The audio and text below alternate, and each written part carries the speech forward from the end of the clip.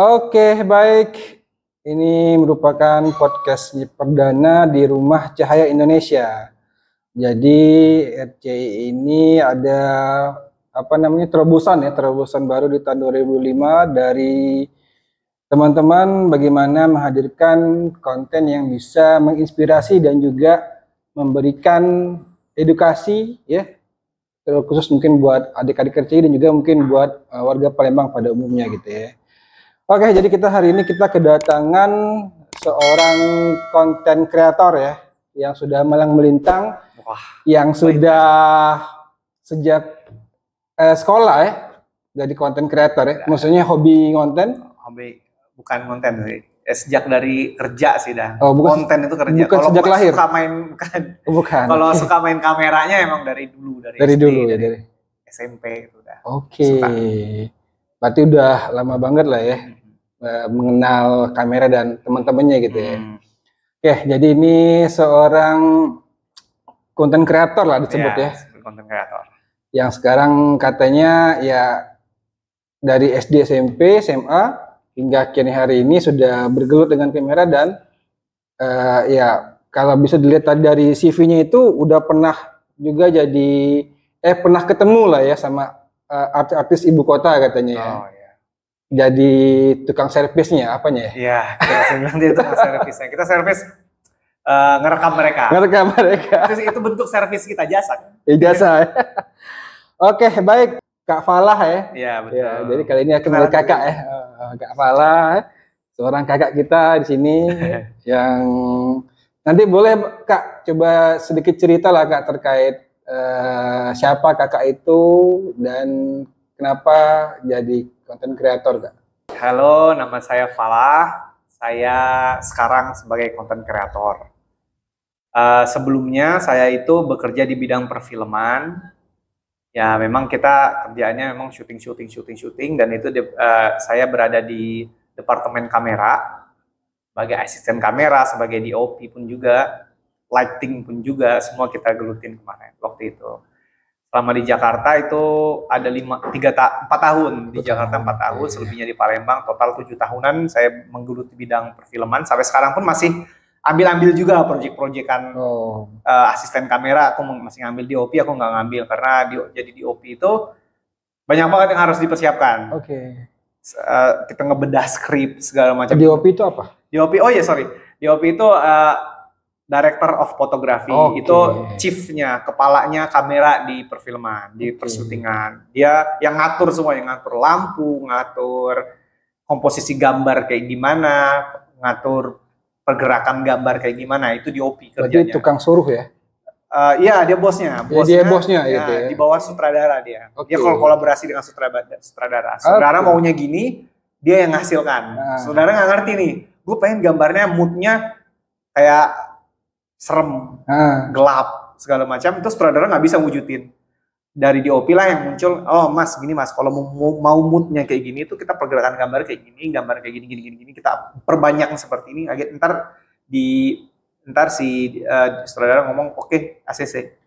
Di tag gambarnya. Berarti yang menerjemahkan bahasa kehendaknya si sutradara, DOP ke tim teknis. Ya, menerjemahkan skrip secara visual. Nah itu dulu kerjaanku. Nah sejak anakku lahir, aku pindahlah ke Palembang buat bisnis dulu. Buat bisnis main di Jabo namanya, itu buat preschool Montessori untuk anak-anak di bawah usia 5 tahun sampai 2 tahun. Sambil menggeluti konten kreator. Konten kreator ini mulainya dari aku lupa lagi tahun berapa. Pokoknya udah berapa tahun ini selama syuting, waktu syuting di Jakarta, masih di Jakarta itu aku udah konten. Sebelumnya udah konten juga, cuma nggak pernah viral. Tapi viral pas di Jakarta viral. Itu konten pertamaku. Itu tadi Fashion Street tadi kan. Fashion Street ya. Ya, aku ngerekamin orang-orang yang kerja di Sudirman. Kan mereka naik MRT, naik LRT, naik busway, semuanya berkumpul di sana. Itu kayak titik temu semua transit tuh ada di sana. Nah, dari sanalah aku ngeliat tuh orang-orang nggak pakai seragam dah. Mereka kan kerjanya banyak nih. Ada yang jadi freelance, ada yang videographer, ada yang desainer. Segala itu stylenya beda, aneh-aneh kadang kulihat. Aneh kalau menurut ini ya. Awalnya karena aku kan dari Palembang, dari daerah, anak daerah. ke Jakarta, ngelihat orang yang fashion gila, berani banget dia pakai fashion kayak ginian. Di Palembang nih kena ini nih, kena kato, kena kato gini. Mereka bilang kena kato. Kena kola gitu. Nah kayak gitu. Tapi pas sana orang pede-pede semua dan akhirnya terbiasa ngeliat emang style yang keren itu kayak gini. Kalian harus tahu nih, anak-anak daerahnya harus tahu style tuh yang keren kayak gini. Dulu tuh begitu banget orangnya. Aku rekam-rekamin mereka segala macam. Itu orangnya juga tahu dia lagi direkam atau secara apa istilahnya? Curi-curi gitu apa? Curi-curi. Curi-curi aja. Candid. Ya, ngerekamnya candid aja. Dan aku pede itu karena ini ruang publik. Jadi ya nggak apa-apa ngerekam tuh. Bagiku dulu kayak gitu kan.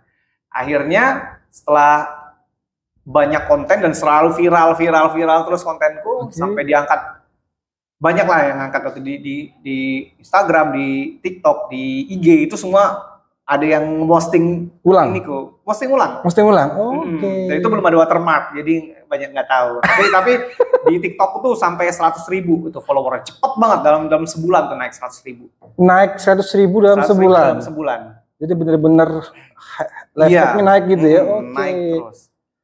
Tibalah adikku ngomong bahwa Bang, abang tuh ngerekamin orang-orang nggak pakai jilbab, orang-orang yang ada yang pakai celana, bahkan ada yang rok pendek segala macam. Ya, kan Jakarta kan udah biasa, iya, cuman Jakarta biasa banget. Karena itu bisa jadi dosa jariah loh bang. Hari itu juga aku hapus semua konten-konten. Dosa jariah, baca itu guys. Bukan pahala aja, bukan apa? Amal jariah aja ada, bisa jadi dosa jariah. Wah, gue bilang, wah kacau ini. Jadi semua konten aku hapus semua. Yang ada ininya, yang kayak tadi. Semua konten fashion ku hapus. Karena aku tuh juga kayak ngerasa pengennya tuh bukan kayak gini kontenku. Aku tuh pengen kontennya tuh aku yang dikontenin gitu. Oh, kita sebagai modelnya. Iya, aku sebagai modelnya. Cuma pas ketika aku ngupload, pas aku modelnya, pas ada endorse segala macam kan terpaksa kita jadi model. Iya. Itu nggak ada sedikit banget nonton jauh dibanding sama video yang aku ngerekamin orang-orang. Karena komentar pun juga kayak gitu. Bang, keren banget nih bang. Wah, nih ada yang ini nih, ada yang ini. Wah, gue nggak berani nih pakai baju-baju kayak dia nih kalau di daerah. Ada yang komen gitu. Jadi mereka memang kayak dapat insight baru bahwa style tuh di Jakarta gila-gila. Orang-orang Jakarta tuh style-nya gila-gila. Nah, aku tuh ada keresahan di situ. Ini aku ngerekapin orang-orang berdosa nggak sih? Pertama aku nggak izin. Iya. Tapi karena ruang publik kayaknya aman-aman aja deh. Dan banyak juga yang komen, bang itu aku bang, boleh nggak aku minta videonya? Mereka bangga, tolong di tag. Berarti dia kan merestui berarti kan? Merestui beberapa. Iya. Tapi belum ada sih yang kayak tiba-tiba ngomong, bang itu ada aku, tolong dihapus tuh nggak ada. Nggak ada sampai habis. Aman berarti. Sampai sekarang aku hapus. Dan akhirnya aku sekarang bergelut di bidang, karena kemarin itu kan ya sumber uangnya itu selain aku kerja, itu kan sampingan ya. Iya. Selain aku kerja itu ada di endorse. Pas kali endorse aku minta tagihin paling murah tuh 500 kemana satu video. Itu di Jakarta ya? Di Jakarta. 500, 1 juta, ada yang 2 juta juga kemarin pernah aku mintain duit itu mereka ACC. Jadi itu mau ya? Nah, mereka mau aja. Ada yang mau, ada yang nolak. Ya udah, bilang aku ini bukan penghasilan utamaku. Utamaku syuting kan. Iya. Jadi bodo amat. Mau terima enggak? Kalau enggak terima ya udah pergi sana gitu. Kemarin tuh kayak gitu. Akhirnya sampai aku hapus semua itu tadi, endorsan pun nggak ada, nggak masuk lagi endorsan. Ini pas lagi job sepi kan, waduh ini penghasilan dari mana nih, ngabisin tabungan doang nih. Konten lah lagi memang sengaja untuk buat afiliator, buat akun baru untuk afiliator. Nah dari sanalah mulai berjualan, buat konten yang khusus buat jualan. Jadi semua aku jual, yang ada dulu tuh nggak kos di Jakarta, semua yang ada di kosan itu kontenin. Ada muk, aku bikin konten, muk merek, ada mereknya nih, wah mereknya ini. Atau di sana tuh ada Snappy. Snappy itu tempat percetakan yang ada di seluruh Jakarta tuh. Jadi kita mereka tuh 24 jam. Jadi bisa nyetak kapanpun, walaupun cuman fotokopi segala macam, nyetak muk segala macam. Bisa. Semua bisa, ngeprint pun bisa. Di sana tuh 24 jam mereka selalu ada. Jadi tinggal cari Snappy itu pasti ada. Terkenal tuh kalau di Jakarta. Pernah muk itu aku bikin konten untuk Snappy. Ternyata nggak ada kenal yang kuning ya, tapi udah kebuat kontennya. Jadi tetap aku tag aja sama Snappy-nya, di like sama Snappy. Terima kasih kak, ada yang di komen sama Snappy. Cuman nggak ngasih apa-apa dia. Wah harus cari iklan yang kuning, nggak sembarangan barang nih harus dikontenin. Pilih-pilih lagi barangnya, akhirnya ketemu barangnya, terus langsung aku cari di TikTok shop-nya. Ada nggak barang? Oh ada. langsung kontenin. Itu dulu awalnya langsung di TikTok atau di Instagram atau di mana? Langsung Platformnya? ngincer TikTok emang. Oh emang TikTok ya? Memang Memang dia yang lagi buka juga program affiliate. Ya karena masih awal-awal kan, jadi kayaknya orang-orang yang baru buka awal-awal tuh kayak berani jor-joran uang juga kan. Iya. Kita cobalah di sana, ya kebetulan boom juga, viral juga di akun lainnya. Yang sekarang aku pakai masih ini, ya, itu udah. Oh berarti dibedakan dengan akun yang bukan sebelumnya. Dibedakan. Aku tuh kayak sudah banyak teman-temanku di akun itu, aku malu aja. Malu aja bikin konten jualan tuh bagi aku dulu tuh malu banget. Bikin akun baru. Malu itu kenapa? Ya malu aja jualan gitu. Oke. Itu karena mungkin karena dulu biasa kerja dan sebagainya ya. Jualan tuh kayak dulu tuh aku mandang orang jualan tuh sih gitu loh. Dan aku jualan tuh selalu skip. Apa sih jualan? Nah, jadi pas aku melakukan itu kayak nggak enak sendiri gitu loh. Kayak. Jadi emang kita nggak mau kita dikatakan sebagai penjual gitu ya? Iya, waktu itu ya? Iya. Kalau sekarang ya bodo amat nih, gue punya duit nih. Gue jualin ini bisa menghasilkan segini nih. Oke. Kalau naiknya seserah. Kayak gitu. Iya, bikin akun baru. Ternyata booming juga. Akhirnya ya kawan-kawan juga ngeliat juga akhirnya. Fal akun baru. Akun kemarin nggak jalan lagi, paling nanya kayak gitu. Oke. Itu sudah jalan berapa tahun kira-kira? Boleh di-spill mungkin akunnya apa namanya? Kalau akun yang Fashion Street dulu itu namanya Falah. V-A-L-A-H-H. Hanya double. Oke. Itu akunnya itu udah nggak aktif sebenarnya. Itu follower 100.000 tuh kan. Sekarang 80.000 tadi kan ya. Oh turun berarti ya? Turun gara-gara nggak pernah konten kan. Nah bikinlah akun baru. Sekarang followernya 17.000. 17.000 dan itu lebih produktif. Aku bisa pernah ngasilin terbanyak tuh 2 juta sehari. Sehari 2 juta pernah. Seminggu apa dapat 1 juta, 2 juta, 1 juta, 2 juta. Dalam seminggu masuk segitu duit dari affiliate. Affiliate ya. Kalau diakumulasikan kira-kira berapa lah? Berarti kan sudah hampir mungkin 3 tahun 4 tahun lah mungkin ya. Iya kayaknya sudah 2 tahun, 3 tahun. 3 tahun ya. 2 tahun. Tapi ya itu emang nggak digelutin banget selama ini. Kayak baru sampingan ya. Kalau mau konten ya udah. Kalau mau konten ya baru konten gitu. Enggak yang kayak orang-orang kayak ngejar banget. Satu hari tuh 6 video, 2 video. Itu bagus, kata orang bagus. Itu bagus untuk algoritma TikTok biar cepat ngedetek dia. Bahwa akunmu nih jualan ini. Jualannya di home living atau di elektronik segala macam itu cepat dia. Jadi TikTok itu langsung nyebarin ke orang-orang yang memang menyukai itu. Misalnya, dia sering nge-scroll tentang elektronik nih. Nah, ini akan disebarin ke orang-orang kayak gitu duluan tuh. Nah, berarti kalau sekarang akun yang baru ini benar-benar spesifik nggak jenis jualan produknya atau bisa random? Sebenarnya dulu awalnya itu jualan tembakan mainan anak-anak. Nah, awalnya gitu. Jadi toys ini ya. Toys and baby waktu itu kalau nggak salah. Kategori ini sih akun itu. Ku paksa karena jualan tembakan anak-anak itu banyak pelanggarannya di TikTok. Disangka karena katanya penjualan senjata gitu, padahal mainan senjata. Dan itu sulit, harus ngajuin banding, sering banget akunku kena ini pelanggaran kan. Ini lama-lama keranjangku ini hilang waktu itu sekali. Pernah hilang? Pernah hilang 2 hari nggak bisa dipakai keranjangku. Jadi nggak ada penjualan sama sekali selama 2 hari. Padahal tiap hari itu ada selalu penjualan, walaupun 60.000, 4.000, 2.000 itu masih ada penjualan. Tapi itu kosong banget gara-gara di blok sama TikTok. Bisa di ban permanen kan. Akhirnya aku stop untuk konten tembak-tembakan. Aku carilah konten lain yang kurasa aku bisa konteninnya. Nah, kemarin tuh ngincarnya home living. Itu berdasarkan insting atau emang by riset? Enggak ada riset. Aku cuman karena di TikTok itu ada yang namanya sampel gratis dah. Sampel gratis itu kita bisa minta sampel ke orang, terus dikasih kita videoin. Nah aku tuh mikirnya kalau aku minta sampel gratis produk-produk rumahan, ini bisa aku pakai di rumah, keisi nih rumah penuh. Bisa beli rak, bisa minta rak, minta ini segala macam. Itu beneran dapat kemarin itu. Cerdas juga, dapat gratis. Makanya pilihnya itu karena itu. Cuma ternyata lawannya orang-orang yang konten kreator besar itu home living itu banyak-banyak susah banget lawannya. Tapi kata orang nggak apa-apa, ada semua pasarnya kok. Ya udah jadi kugas. Dan itu yang sekarang paling rame. Ya untuk sekarang yang menjual tuh itu dibanding tembakan dulu. Tembakan dulu banyak viralnya video, cuman penjualannya sedikit. Sekarang nih ada aja kayak lap kemarin tuh dapat sampel gratis apa namanya kayak mouse laptop itu kayak mousepad mousepad kayak tapi untuk cuci piring. Jadi habis cuci piringnya taruh di sana. Itu harganya 25.000. Enggak, dia nyerap air. Oh, sebagai tempat wadahnya berarti ya. Kayak kanebo. Kayak kanebo. Jual itu tuh banyak banget, penjualan sehari itu 40-50, komisinya 3.000 apa cuman? 3.000 ya. Kali 50. Tapi kali pengalinya tadi ya. 50. Dan enaknya di TikTok affiliate atau Shopee affiliate itu, nih misalkan kita jualan di Tanah Abang atau di 16. Kita jualan di 16. Pasar kita tuh cuma di 16. Ya kan, orang yang lewat. Nah, itu tuh pasar kita, orang-orang yang bisa kita tarik lah ya, gitu. Orang sekitar lah ya. Kalau di TikTok se-Indonesia. Nah, kita bikin toko tapi jualnya kayak ke seluruh Indonesia. Berarti juga untuk kategori produknya berarti nggak bisa produk-produk yang kayak basah ya. Kalau kita misalnya affiliate kan itu bisa juga.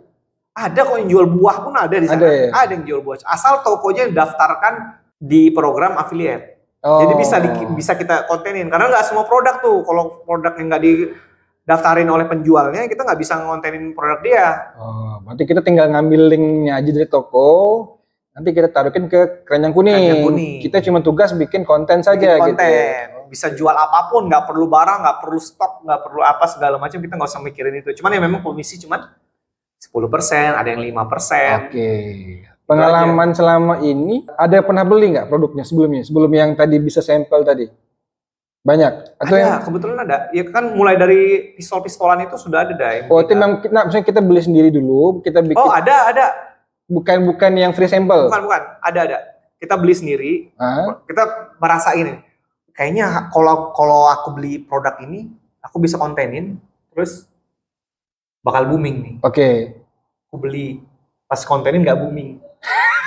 Itu sering banget nggak booming ini.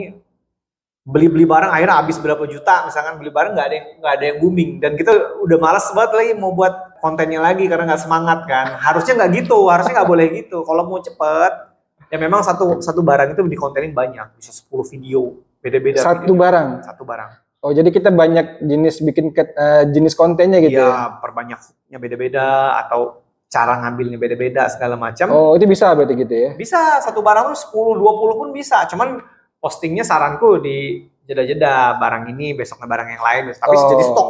Iya. Nah, itu bisa stok. Tapi aku nggak lakuin itu dah. Jadi males.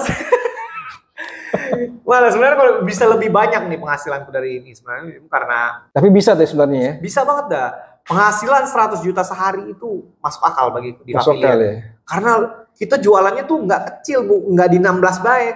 Se-Indonesia kita upload satu video sampai Papua bisa nonton, bisa beli. Bisa beli, iya. Paling ongkirnya mahal-mahal.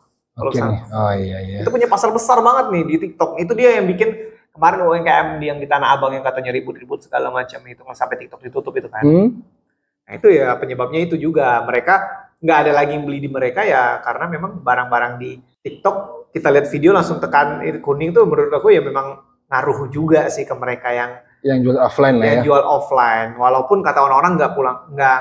Sekarang TikTok ada lagi, TikTok ditutup, penjualan mereka sama aja ya. Karena memang sekarang tuh bukan generasi.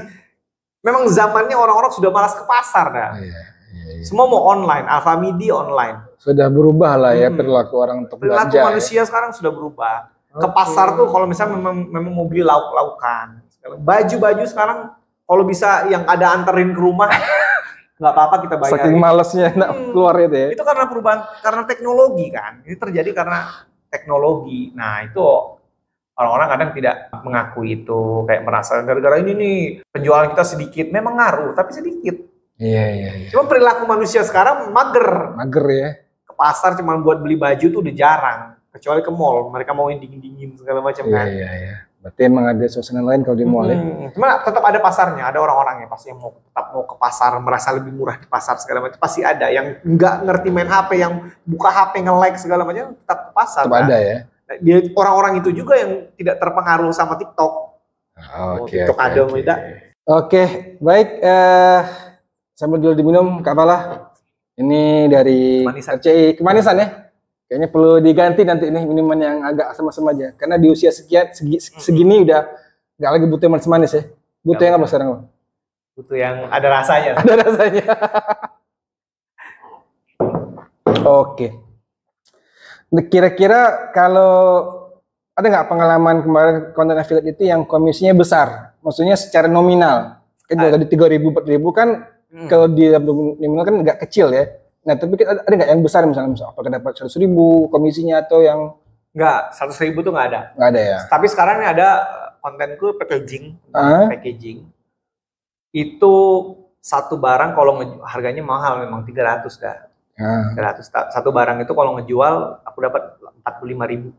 5.000 kalikan berapa gitu ya? Kalikan berapa dalam sehari itu? Cuman itu memang barang termasuk kalau premium lah. Barang premium. Yang beli itu ya orang-orang yang memang ada duitnya. Ya, berarti segmennya juga berbeda ya. Oke. Itu barang-barang yang termahal tuh itu yang aku beli. Oke. Nah, balik lagi nih. Kan kita ini kan di RC ini ada kelas-kelas yang memang harusnya bisa juga support ya. Kayak tadi ada kelas digital ya, kelas desain, foto dan juga menjahit. Nah, kira-kira butuh nggak ketika kita mau jadi seorang content creator affiliate itu skill-skill dari RC ini kira-kira? Oh, ada sekali dah. Kayak digital marketing. Nah, itu kalau diaplikasikan ke video sama aja dah, makin naik dah. Jadi kita buat video itu kalau buat-buat aja, kadang tuh video tuh bisa menarik, bisa nggak menarik, bisa menarik tapi tidak menjual, bisa menjual dan menarik. Yang bagus tuh menjual dan menarik kan. Ada video yang orang cuma mau nonton bagus aja, wah bagus banget nih video segala macam. Mau jual apapun di situ orang apa sih jualan? Dia mau menikmatin videonya aja. Itu ada dah. Itu kayak mungkin yang ini kayak video-video sinematik gitu ya. Sinematik itu pasti orang cuma menikmati entertainment aja. Bukan untuk beli produknya gitu ya. Bukan untuk beli produknya. Biasanya orang menikmati aja. Kecuali dia memang punya narasi yang bagus. Sinematik sambil dicerita segala macam. Gue beli produk itu di sini. Berarti ada storytellingnya. Ada storytelling, itu penting banget storytelling. Nah, digital marketing dijual diajarkan kan storytelling, cara menjual. Nah, itu bisa diaplikasiin. Foto, skill fotografi, videografi, foto dan videografi itu kurang lebih sama. Satu kesatuan ya?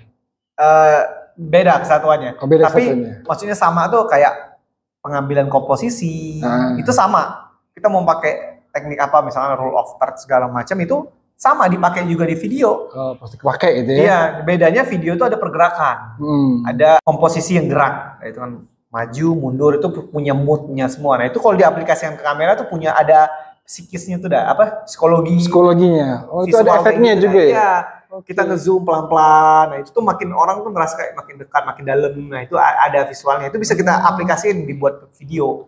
Selama ini tuh karena sering kupakai, jadi kayaknya skill tuh nggak kepikir lagi kayak buat aja bener bagus. Misalnya aku mau menekankan ke dalam tuh ya refleks aja, maju pelan, dibikin kayak mendalami aja karena udah terbiasa kan ngambil gambar dengan komposisi. Jadi kuncinya kebiasaan tadi ya. Karena kita nggak lagi mungkin berpikir teori, cuman karena sudah kebiasaan mengaplikasikan semua tekniknya itu sudah ini ya. Iya, setiap ngambil gambar pakai HP, pakai kamera segala macam tuh kayak udah jadi template kepalaku ya. Tapi kalau orang yang baru belajar, memang pelajarin itu buat gambar kan lebih bagus. Misalnya yang paling sepele itu teknik ngambil gambar objek itu harus ada headroomnya segala. Headroom tuh jarak antara layar tuh sampai atas itu ada jaraknya dah. Kalau dekat tuh ada sejauh apa, berapa banyak. Kalau dekat tuh bisa harus dipotong keningnya atau itu tuh dipelajarin di fotografi, videografi segala macam. Nah itu bisa diaplikasiin. Banyak orang ngambil gambar sembarangan. Kadang